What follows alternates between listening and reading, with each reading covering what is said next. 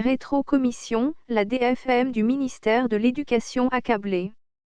La création des DFM visait a priori à mettre fin à des pratiques qui ont cours dans l'attribution des marchés publics. La DFM du ministère de l'Éducation nationale est sur la sellette pour des dessous de table. Le manque de moralisation dans les marchés publics persiste dans notre pays. L'ordonnance numéro 9010 PRM du 4 mars 2009 portant création des directions des finances et du matériel, DFM, entrait dans ce cadre. ATT avait pris cette ordonnance et fixé son décret d'organisation et de fonctionnement numéro 937 PRM du 27 mars 2009 en vue de donner plus de responsabilité aux DFM. Ceux-ci sont désormais nommés par décret pris en Conseil des ministres même s'ils travaillent sous la responsabilité du ministre de tutelle.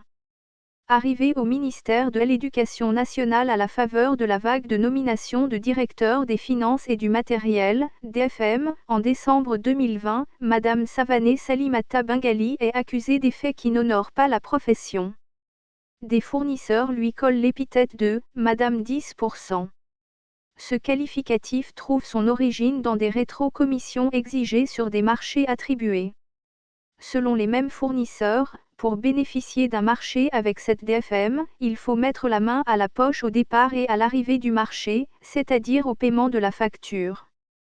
Pas que de bons souvenirs. Ancienne DFM du ministère de l'Élevage et de la Pêche d'où elle a été nommée à l'Éducation nationale, Madame Savané n'a pas laissé que de bons souvenirs. Une victime témoigne, lorsqu'elle était DFM au ministère de l'Élevage et de la Pêche, ma facture a été bloquée pendant 3 ans parce que j'ai refusé le principe de rétrocommission de 10%. Au centre de ces accusations, la DFM que nous avons approchée ne se laisse pas accabler. C'est ma première fois d'entendre cela. On m'appelle même la DFM folle, parce que rigoureuse sur des principes et des choses que je n'accepte pas, avant d'ajouter, il faut être une malade mentale pour prendre de l'argent pour un marché non encore attribué. Pour montrer davantage patte blanche, Madame Savané affirme que sa personnalité et son éducation, sa foi en Dieu pour avoir fréquenté l'école coranique dans sa jeunesse, ne lui permettent pas de se faire soudoyer pour liquider les droits d'un opérateur économique. Par ailleurs, parlant de la moralité de son service, la DFM du ministère de l'Éducation nationale fait savoir que les commissions d'attribution de marché sont indépendantes. Je ne connais personne, les travaux préliminaires sont faits avant que les dossiers n'atterrissent sur mon bureau pour signature. Elle plaide, in fine non coupable de ces pratiques. Mon salaire me permet de vivre dignement pour le reste de mes vieux jours. Madame Savané ajoute en plus que si elle était de moralité douteuse, elle n'en serait pas à son 3e département ministériel.